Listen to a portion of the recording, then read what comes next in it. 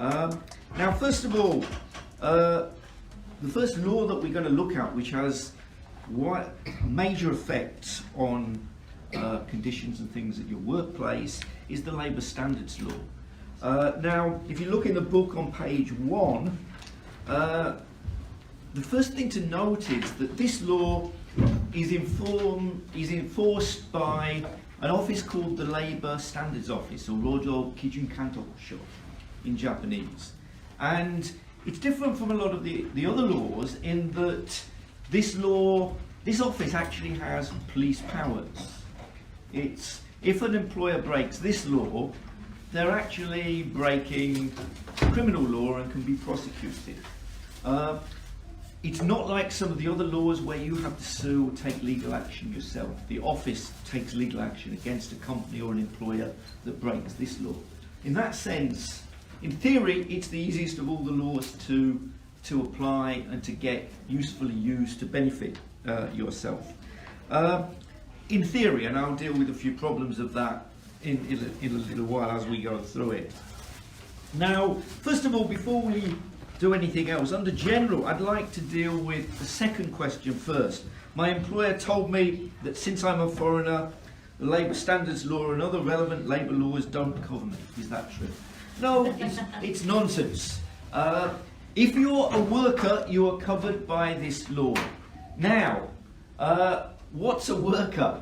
You might think it's simple, but it's a little bit more complicated than that, because in education, there are a number of sectors that aren't classed as workers under this law.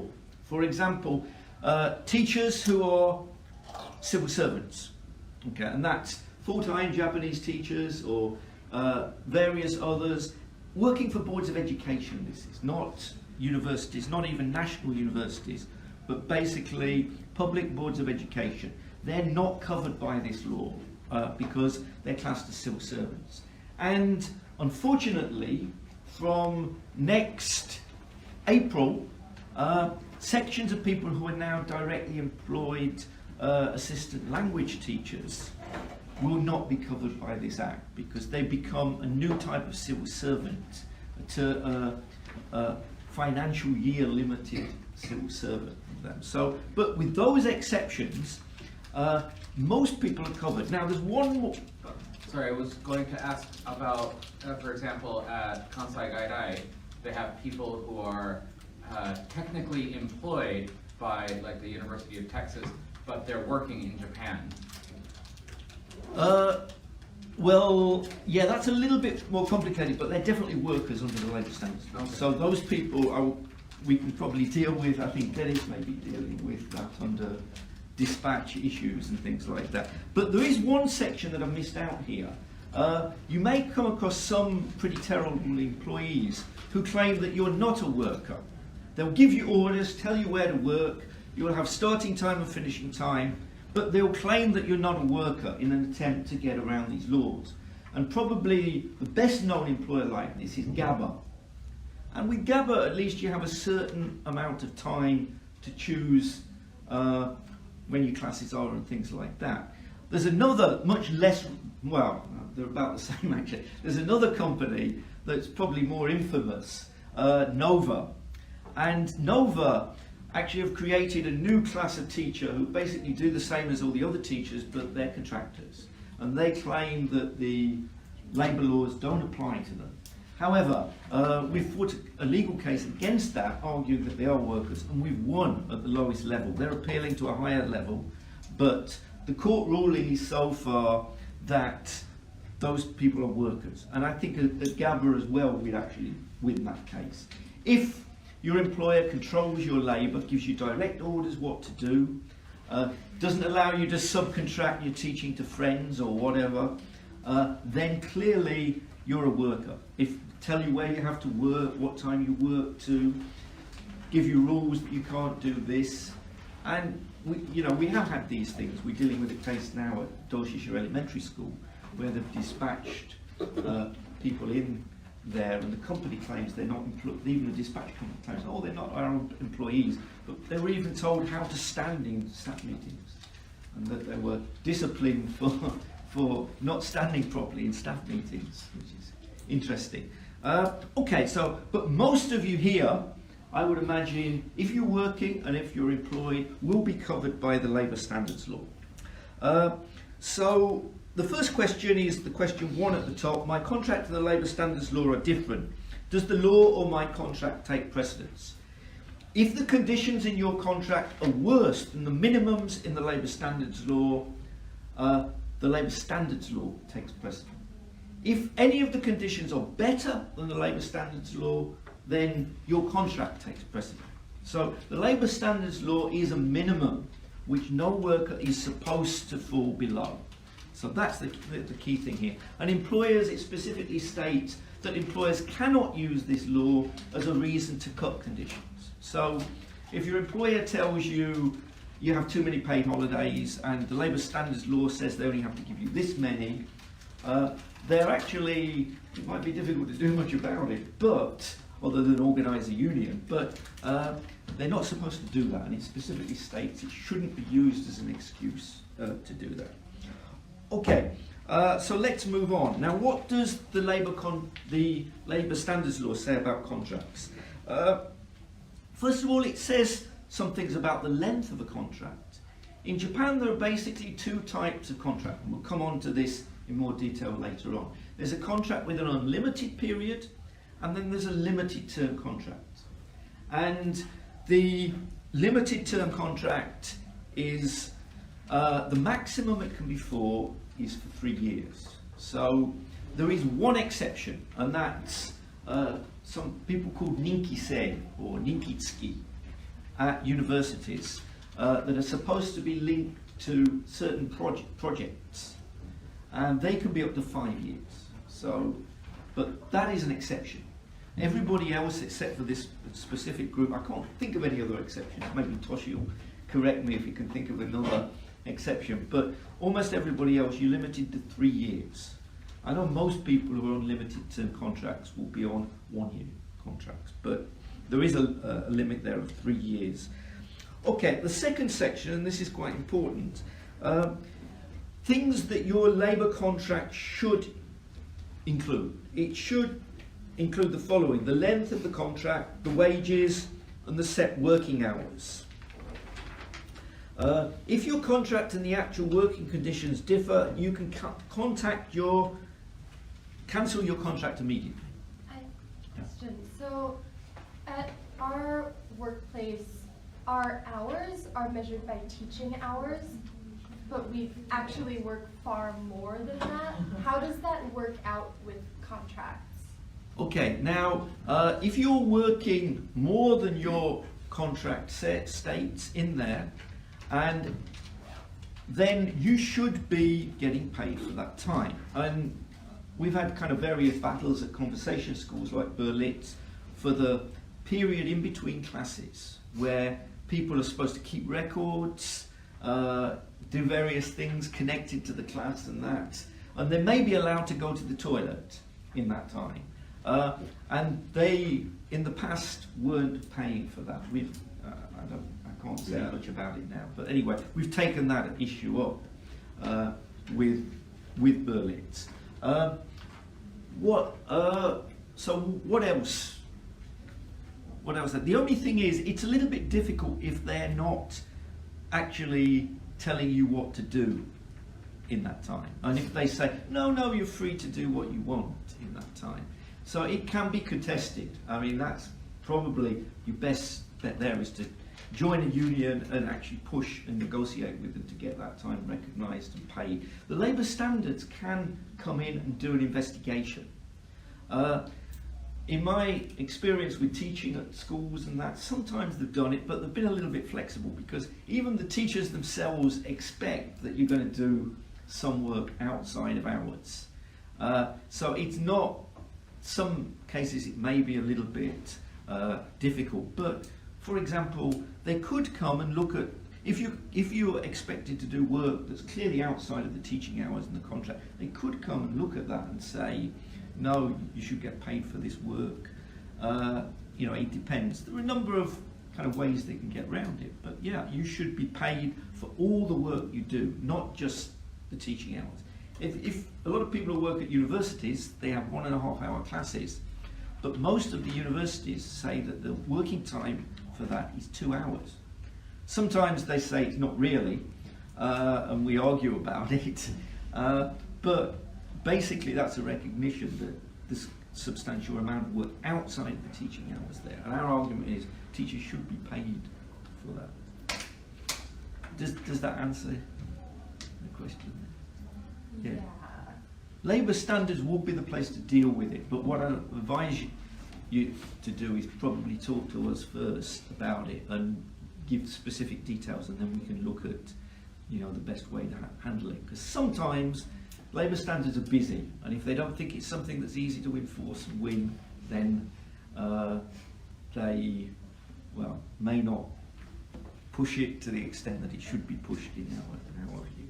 Thank you. Thank you. Okay, what else? Methods of deciding on calculating and paying wages must be clearly stated in a written document delivered to the worker. Furthermore, based on an ordinance, employment contracts must state whether they are renewable, non-renewable, or renewable based on performance. Now, this is actually quite important, because if you're on a one-year contract, they will often try to get rid of people just by not renewing the contract. But the contract is supposed to say whether it's renewable, non-renewable, or renewable based on performance. So if your contract says it's renewable, that gives you a stronger case than if it doesn't say for renewal. Outside of my contract, are there any other workplace rules that I should know about? Yes. There's the workplace rules called the Shugyo Kiso. And this is a little bit problematic, because the employer can change these rules without reference to your contract. Well, they can't supersede what's in your contract, but something that's not written in your contract, your employer can unilaterally, and not quite unilaterally, can change things in the working rules. And your contract may have something in the contract that says, basically, other things are governed by the working rules. Okay, and the working rules should be displayed publicly in the workplace for the different groups of workers, but in my experience, often they're not, and you have to go through quite a lot of trouble to get them from the personnel department, very often. But they're actually very important. And if the employer changes them, they have the responsibility. I said they could change them unilaterally. They can. However, if there's a union representing over 50% of the workforce, they need to get the opinion of that union. They don't need it to agree. They need to ask it for its opinion on it. Can I interrupt? Yeah. Is that 50% of the workforce is in a union or the union? Now it actually says a union representing 50% or more of the workforce. So it's a union. But there is another way, a workers' representative elected by over 50% of the workforce. And often you'll find that your workplace does have a workers' representative. And sometimes employers, some people get angry. Well, they're not our representative. Mm-hmm. They've not done anything for us. All they do is sign that they've seen the work changes. They don't tell us anything about it. And employers tend to say, oh, well, no, it's not your representative. It's a workplace representative. Mm-hmm. They just have to sign off on an agreement that makes you work overtime, which employers need if they're going to get people to work overtime. So this is a workers' representative. And it's not very good in a way, but sometimes we've stood union members as workers' representatives. And it's useful in that you get to know changes in the working rules and things like that. But the working rules system is a weakness in it, because it does allow, you can have a clause in your contract that says these are the working rules also apply, and then the employer can unilaterally change those things. But they can't change it to breach anything that's in your contract. So that's a thing to watch. Okay, where are we? Let's move on, shall we, to page 3. First of all, at the top, there's a little bit more information about the working regulations. And, you know, if anybody has any questions, you can ask now or any more on this section. No? Okay. Okay, next thing, firing, quitting and contract non-renewal.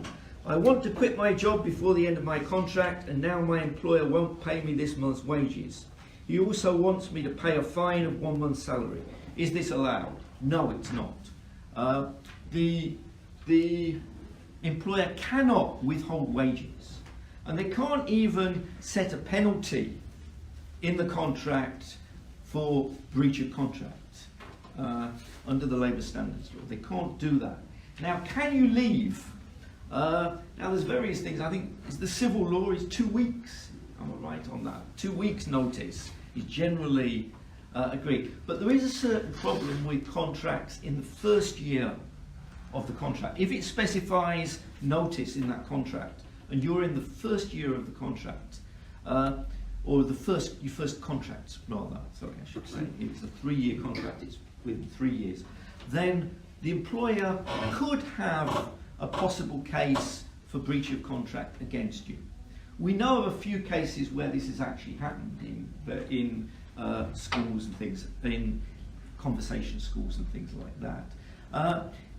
It's supposed to, the liability is only for actual loss, and they would have to show that you leaving cost them money and there was no other way around it. And so things where they've paid somebody's airfare over and they've left very quickly, something like that would be a case possibly that they could win. When contracts have been renewed, it's much more difficult to do that. And this is one of the reasons why there's a maximum on a limited term contract, because an indefinite contract, you're free to leave when you want, there's no problem. But a limited term contract, for the duration of that contract, it's far more difficult for the employer to dismiss you until the end of the contract. And also, you know, there's a case if you leave early for breach of contract there. So that's why the maximum is 3 years set there. It used to be 1 year. And the reason is the idea that you could have some power to force somebody to stay for over 3 years is unreasonable. I think forcing people to stay in a job they don't want to is unreasonable, full stop. But that's basically what the law says there. Okay, my employer fired me suddenly. Am I entitled to anything? Now, yeah, in theory you are, especially if it's a limited term contract, as I've said. But the fact of the matter is that the Labour Standards Office won't get involved normally in cases of dismissal. Not normally. They might call the employer and ask for a reason or something like that, but they won't get involved in this. And you'll have a choice of fighting this under the civil law if it comes up, which can take considerable, well, you're talking years, not months, if you use the civil law to fight a dismissal case. And then, of course, then there's the problem of what you do while you're dismissed. So that's problematic. It's stipulated, so that's problematic. And if we, you know, anybody has any questions on dismissals, it's a big subject, and you know, it goes beyond the Labour Standards Law. But and just to be clear here, a non-renewal is not the same as a dismissal during duration of contract. However, and we'll come back onto that, if after multiple renewals it can be virtually the same if you have a strong expectation, legally reasonable expectation of renewal. It's stipulated in my contract that I can be fired without notice during a 3-month probation period. What does the Labour Standards Law say about this? 3 months is too long. There are probation periods, but I believe, what does it say here? 4 14 days. 14 days, yeah, so it's nowhere near 3 months. They can't give you, you can't have a 3-month probation or something like that. I've heard of people saying there's a 6-month probation or something like that. No, they can't. The probation period is 2 weeks here. Is that Okay. for all industries or just for teaching? No, this is for all industries, so not just teaching, not just education, but all industries. Okay, can my employer not renew my contract without reasons? Now, I explained earlier that the contract has to say whether it's renewable or non-renewable in there. And in the first contract, the employer, I think it's when you hit 3 years, is that right, Toshi? 2 renewals. Yeah. 2 renewals, the employer has to give you a reason, and you can ask for a reason. Three. 3 renewals. So two renewals. 3 renewals. 3 renewals. So 4 years if it's a 1-year Yes, contract. 4 years. Okay. Okay. So that's 3 renewals. Longer than that, and your employer has to give you, from the 4th year, if it's a 1-year contract, the employer has to give you a reason. Until then, they don't have to. By writing. By writing, yeah. You can ask for it, and if a union goes and negotiates, they have a duty to give a reason if we ask, because they have a duty to negotiate in good faith. So we can ask, what's your reason for doing this, and they will be obliged to give us a reason. But they don't have to give you, if as an individual, a non-union member, you leave, a reason until the 3rd renewal. There. Say you make a mistake in that last contract and they use that as a reason to let you go and put it in right, that's acceptable, right? If you make a terrible enough mistake. A mistake. What kind of thing are you thinking of? Okay, one day I forget to go to work.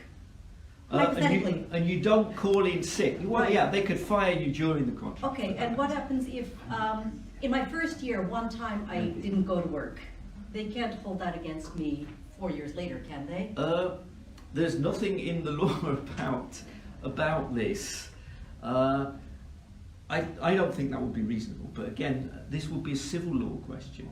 You know, if there's nothing written in the labour law that says what would be reasonable there. You have to look at case law Okay, and what so, courts have decided.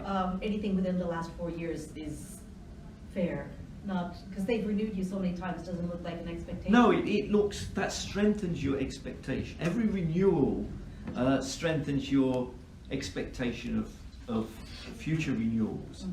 That expectation is weaker if you're a part-time worker. And there's been some bad cases at universities with university part-timers back in the 70s, which we're actually fighting to try and reverse right now, because it's a completely different era. Part-time working was much more restricted in that era than it is now. Wow. But again, this is civil law, so you know I can't say this is It for literally certain, is case by case. because people think expectation of renewal. People think, do I expect to get renewed next year? That's what this means. Actually, no. It's legally reasonable. Legally reasonable expectation of renewal, which to put it in English means a judge thinks it's reasonable that you would get renewed, to be honest. And what the judge thinks is reasonable may be very different to what you think or I think is reasonable. So that's a problem with this. Okay, the company I work for claims that they're having financial problems, therefore can't pay our salaries on time. Is this allowed? It's not allowed. Basically, companies have to pay wages on time and in full, in line with the Labour Standards Law. However, if you go down to the Labour Standards Office, the officers will make a distinction between a company that can pay and is willfully withholding wages and a company that is running out of money. And if it's running out of money, they're unlikely to prosecute. Well, what would be the point to prosecute to get money that it doesn't have? That's kind of their way of thinking. And in that situation, if a company goes bankrupt, there's a system called the Tatagai Barai Sega, where the government puts in, I think it's 60, is it 50 or 60%? I think it's 80. 80%. Yeah. Just 80. 80%. Okay, well that's more. So you can get money back if a company goes out of business. But initially, if a company is not paying you, maybe you should go to, again, if you're a union member, take advice from us on what to do there, because it does change with circumstances. But company not paying you, labour standards is a good way to get that money back. If it's just some two-bit employer refusing to pay you because you did something that annoyed them, then definitely they going to the labour standards office is the way. With that thing that you just mentioned, if the company goes out of business, I'm a little unclear on what that means. So if the company goes out of business, the government will continue to pay your salary until the end of your contract? No. Any money owing to you at the time it goes bankrupt, I see, okay. unpaid wages at the time it goes bankrupt, the government will pay 80% of that. But they won't continue to pay any more. Okay. Now this is an important one that I'll deal with here. My employer sent us home early from work the other day because there wasn't any work to do, and now he won't pay us for this time. Is the employer obligated to pay my wages during this period? Now, what this means is that it's basically thinking in terms of layoffs. For example, in a factory, you often get that. If it's for reasons due to the employer that they send you home, then it's 60% they're supposed to pay. How does this work in education? Now, the thing is, this works on a daily basis. So we've had a number of cases. It's very common for university teachers where you pay per class for 1.5 hour class, and you may have some elective courses. And the school's got a rule that if 5 students don't register for your course, the class is cancelled. And the question is, should you get paid 60% of your class? Actually, it doesn't work out like that, because the labour standards law only seems to recognise days. So if you got 60% of the pay for that day, so if you had 4 classes in a day, 1 got cancelled, they could just pay you for the 3, and they're within their rights to do that. If you have 1 class in a day and they cancel that class, then you've lost 100% of your pay. They've got to pay you at least 60% for that class. So it's worked out on a daily basis, and they think in terms of days. So that's basically the problem there. But as long as you need to be paid 60%, I've even heard of it at some language schools even sending people home early, and they can do it as long as you get 60% for the whole day. How that fits in with Sorry, Yeah. I should let you finish, because I want to ask a question about renewals, which you seem to have moved on. moved on from, yeah. So how that fits in with contracts, I don't know. If they if you only got 60% for the whole year or something like that, and they knew that was going to happen, would you have a case under the civil law? I'm not sure. It depends on the reasons and what was reasonable. Okay, so ask me about the renewal question. I've been warned that my contract will be renewed and my hours will change, and I've had 6 renewals so far, and the hours have never changed in those 6. Okay, so you've had 6 renewals. How long is your contract? It's a 1 year. 1 year contract. Yeah. Well, what you should be doing right now is putting in a request for an indefinite contract for next year. That's what I am. Yeah, and if you do that, it should be with the existing conditions. They seem pretty adamant about changing my hours. Now, it could be complicated. If they just had kept the same hours but changed them around a little bit, they might be within their rights to do that. But in principle, it's got to be the same conditions. They may be able to set a retirement age if there wasn't one before, something like that. So there are some things they can do, but you know they're severely limited on what they can do. Okay, any other points on that? We'll be later on in the afternoon. We'll have the session on the labour contract law and the question of renewals and the 5 renewals and things like that. So we'll deal with a little bit more that in a little bit more detail later. Just, I was wondering if maybe on the union's website, does this general law exist in English? The labour standards law. I've got a copy in English. I'm not sure whether it's on our website, but it's on the Labour Ministry's website. If you just search labor standards law, Japan, come on. And yeah, you'll find it there. It's on the Ministry of Labour and Welfare's homepage. And, you know, it will come out there. You search for it. Okay. What else on wages? Let's go on. We're on page 7 now. What's the maximum number of working hours you can work in a week?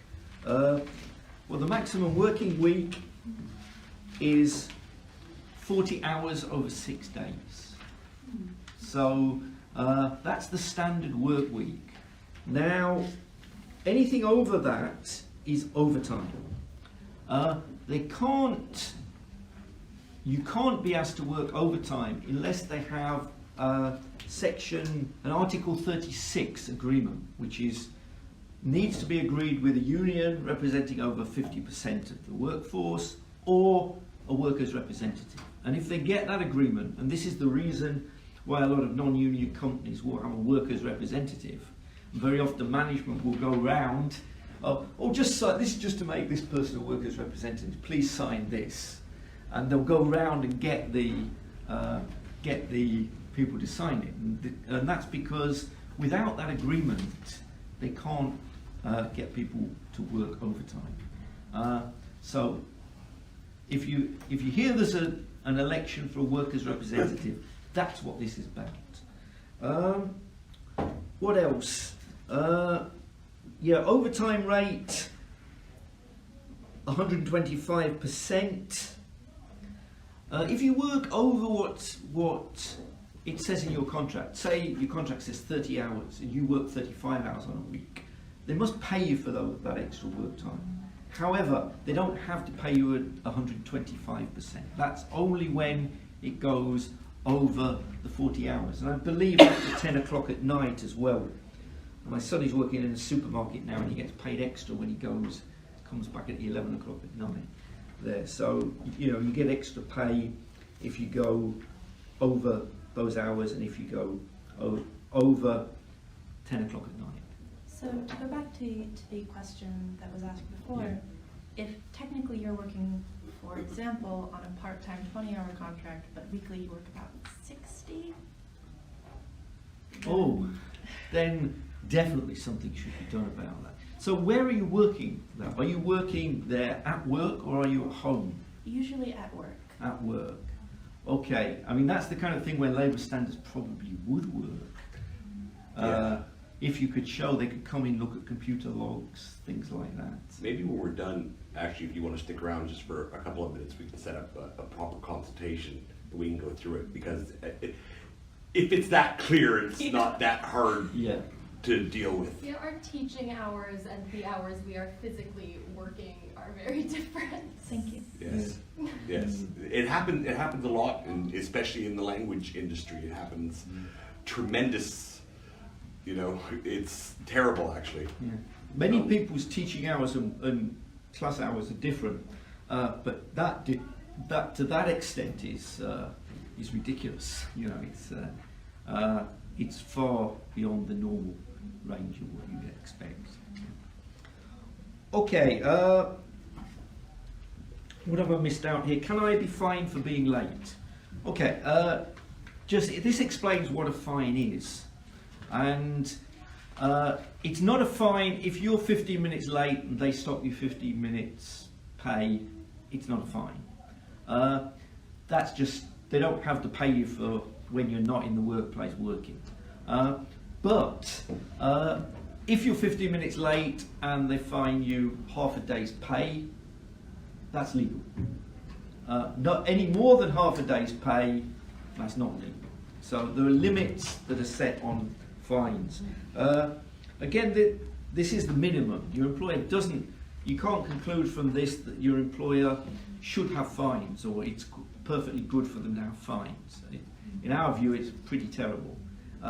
But it's not illegal until it goes beyond a certain limit there. Okay.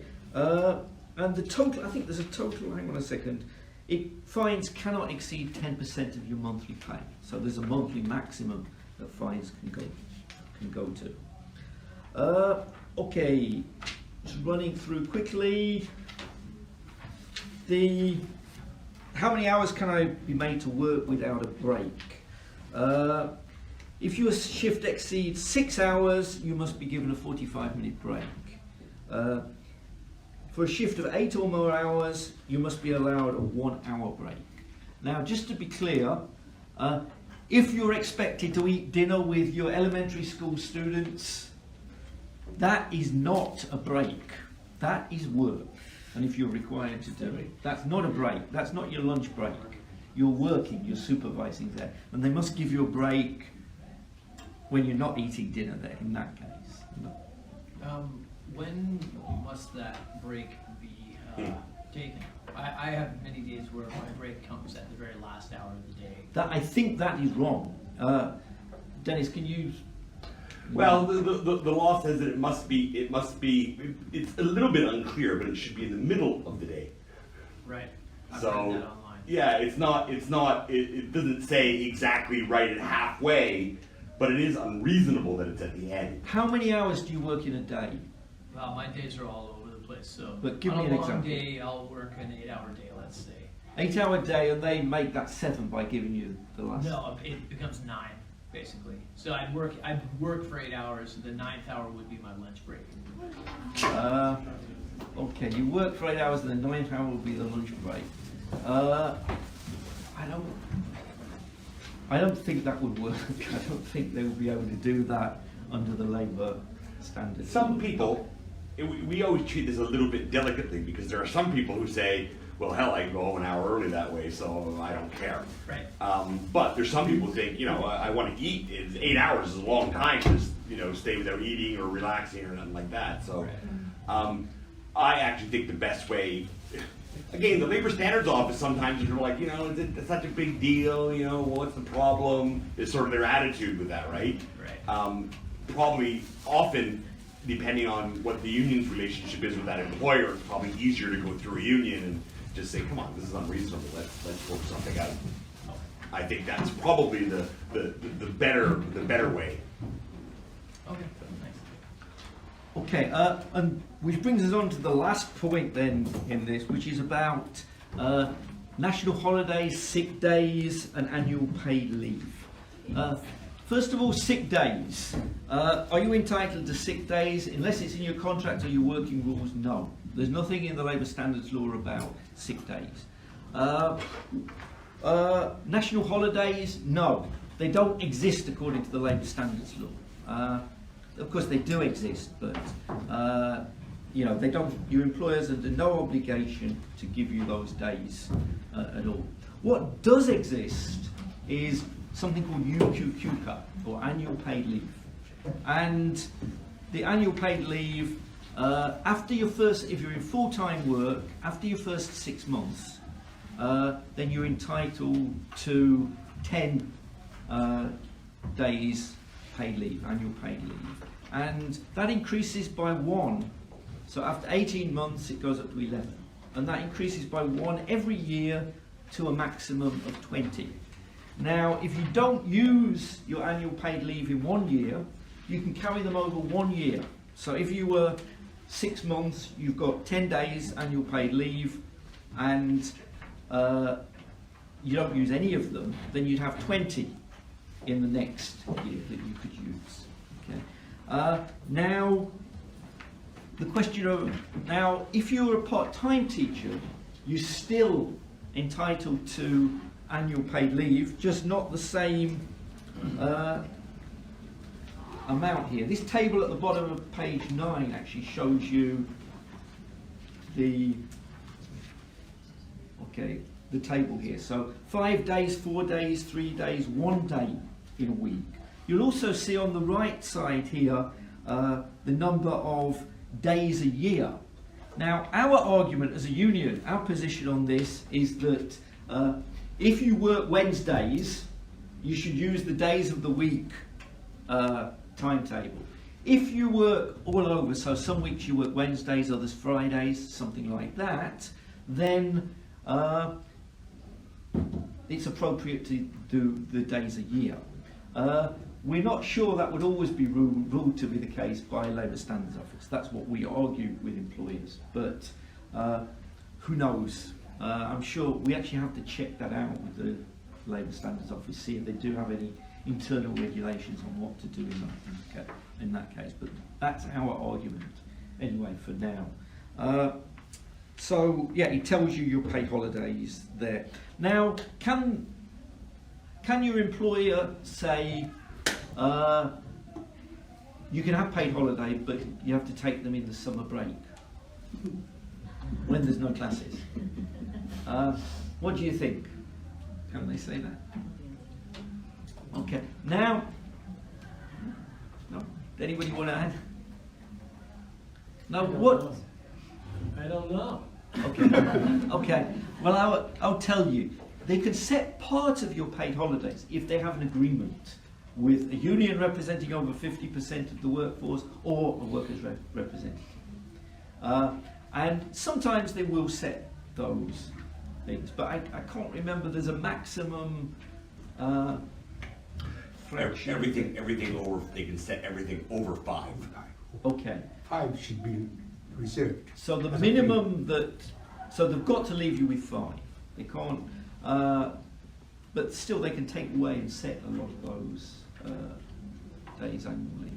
Okay. But they have to state that, and they have to have an agreement with a workers' representative that said they could do that, and they have to inform you that that's the case. Chris has a question. Yeah.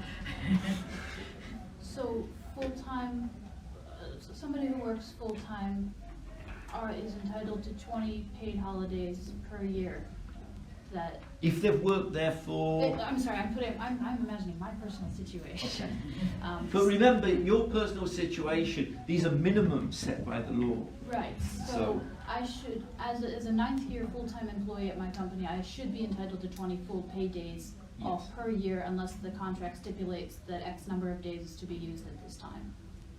No, you're still entitled to those days paid leave, but if the contract states that you must take 10 of them in July or August, or August to September, then they could do that. So they could stipulate 10 in this period, 10 in this period. No, they can only stipulate up to 5. No, 15. They could stipulate 15 in the summer and 5 elsewhere. Okay. ECC is probably a good example because there is a fair bit of time off in the summer and the winter and things like that. A lot of those days they take as they say these are part of your paid holidays. Not all of them, but there's a part of them there, right? Yeah, I don't recall ever seeing anything like that mentioned in my contract. At Eon, because you don't have the long shutdowns like at ECC and stuff like that. So basically it's it's impossible to sort of set them, right? Because there's never that much time off. Yeah, and I have up to 5 days off per year. So that's something I want to look into a little more, I think. At universities, they just don't tell teachers that they're entitled to the annual paid leave at all. So they don't encourage them to take them at all. And if you do take them in class time, obviously there's no need because you get paid the summer anyway. But if you took in class time, a lot of places ask you to take up a makeup, ask you to teach makeup classes for the day you've missed, and there's nothing actually illegal about that. Yeah, I'm just wondering, is this per employer or is it cumulative? Do you know what I mean? No, Like I work for 4 different universities, so... No, it's different at each university. So, okay, so it's per employer? Yeah, per employer. Okay.